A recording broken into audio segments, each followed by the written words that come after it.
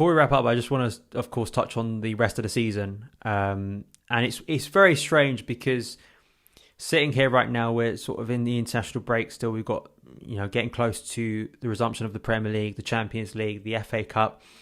It could be an astonishing end to the season. I don't think any of us could have predicted. I mean, my latest piece for the fanzine sort of goes into how actually this feels very Chelsea, very chaotic. A few months ago, the club looks in crisis, and then a few months later, we could be winning a Champions League. That it does feel very historically Chelsea at the moment. But it's interesting for me where Chelsea go in terms of the top four race, because it's very much in Chelsea's hands. I think if Chelsea don't get top four from this position, I think you rightly feel very disappointed given some of the games we have now after getting through that very sticky patch pre the international break. The FA Cup, we've got Man City. I think that's a great barometer for us at the moment. I think it's a chance to bloody the nose of Man City, but it's also a great chance to see. I don't want to go, we haven't been tested. We have absolutely been tested. I think that's a silly point to make, but it's just in terms of the best team arguably in Europe at the moment, I think it's just such a great test for the current squad to see how they deal with that and how Tuchel deals with that against Pep. So I guess just your thoughts on the rest of the season, because we are at this sort of place where it's exciting because there's a lot of ways this season could go. In particular the Champions League, because that Porto draw was, I'm not discounting Porto. I think they are going to be, as we've been discussing today, in terms of the frailties of our side against a team that's going to sit back probably, and probably is going to cause us a lot of issues in terms of trying to break them down. I just wonder your thoughts, because despite all of the chaos of this season, despite all of the frustration we had maybe a few months ago, despite the feeling of maybe some weaknesses within this squad that needs to be rectified, if he does the incredible Tuchel and we get top four, I don't think we're going to do all three, but let's dream, and we win the FA Cup, we win the Champions League. It's fantasy stuff, isn't it? It's like I think it would absolutely change the complexion and the way we think about Chelsea, this current Chelsea, going into the summer. Yeah, and I think the weird thing for me is that when I sort of think of Chelsea and their progression and everything that's happening under Tuchel, the style of play that we have at the moment for me is so kind of, let's say, I think conducive to producing something in Europe. Because beyond Porto, and again, I'm not looking beyond them, I think they're a very, very talented side. Sergio Conceição is an incredible coach. They did incredibly well against Juventus. But if we look at the rest of the composition of who's left, we're going into the majority of those games, I think, on the back foot. And I think the style of play we have, sitting back, defending with the ball, frustrating teams, I think that style of play is going to let us surprise quite a few teams. It's a very European style of play. It's very, I think, focused on teams who want to try and attack us and teams who want to try and get at us. Our pressing, our counter-pressing, the way that we can keep the ball, our ability to maybe take one of those little moments or produce one of those little moments of magic in a game and then hold on and be defensively solid. Those are the kind of teams that can go and win European competitions. It's not always the team who plays the best football or the most expensive team or whatever. I think the style of play now, I have more confidence going into a game against Bayern or City or Barcelona or whoever it's going to be, playing this style of play than I would potentially what we've had over the past number of seasons. And I just think that the way that Tuchel sets the team up is almost perfect for the remainder of the season in the Champions League. If we can get past Porto, and I look at Real Madrid and I look at Liverpool, I think both are eminently beatable in terms of teams that we can play. And then in a one-off game in the final, Tuchel, I think, has that ability to produce something, produce a little kind of moment of quality and managerial spark to see us through there. FA Cup wise, I think if we beat City, we have every kind of right to believe that we should be going on to win that competition. And I agree with you. I think that the Premier League results, the sticky period we've had, the fact we've navigated that so well, it's crazy that you're disappointed with a draw when really, when you look at the fixtures in total, you'd have been happy with 7 points from 9, for example. But because of the nature of a draw, it changes the complexion of things. But I do think that now, we've got critical games certainly against West Ham.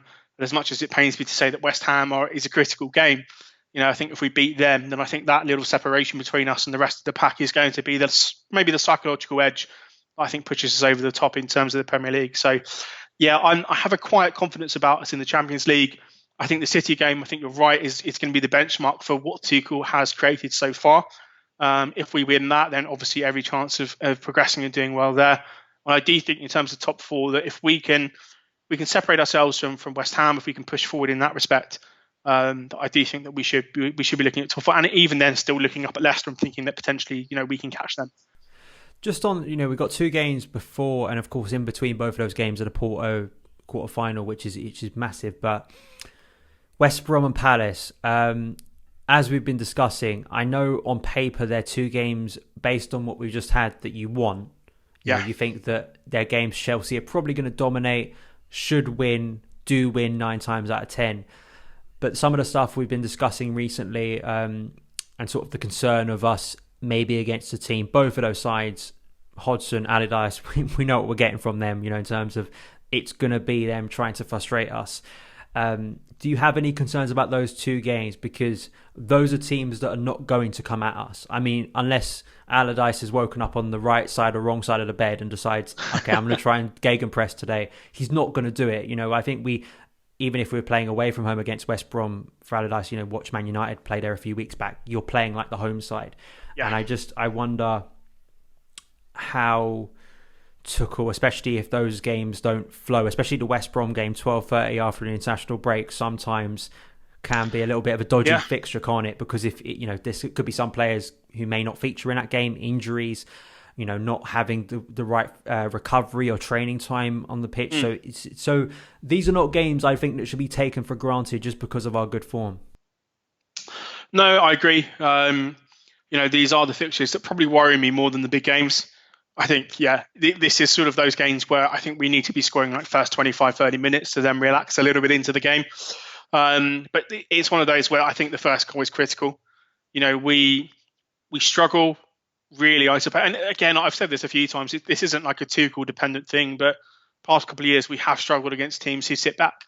We don't always have the creativity, certainly minus Eden Hazard. We don't really have that top world-class creativity in the final third.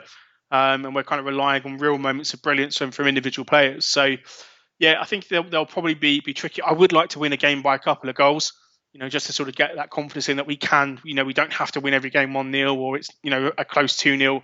I would like to see us, 3 or 4-0 win, for example. But for me, this sort of next 2 games really are just about 6 points. And if that is we score, in 10 minutes and then we shut up shop and it's 1-0, I've kind of accepted that is something that we will see a lot for the rest of the season. So, but it will be the creative elements. It will be how much we can create, how many concrete chances we can create against these teams. I see a lot of people posting stats, comparing Tuchel to Lampard and other coaches saying that, but we create loads of chances. I mean, setting Antonio Rudiger up to shoot from 35 yards is a chance in terms of a stat, but it's not really a chance in terms of, actually something that's going to produce a goal. Same with setting up Kova, Georgie and Kante on the edge of the area. They may score 1 a season or 1 goal, from 20 yards out, but I'm not expecting them to weigh in with 5-10 goals a season from those positions. So when we're talking about chance creation, I do like to look at the XG stats and see those sorts of quality of chances we're creating.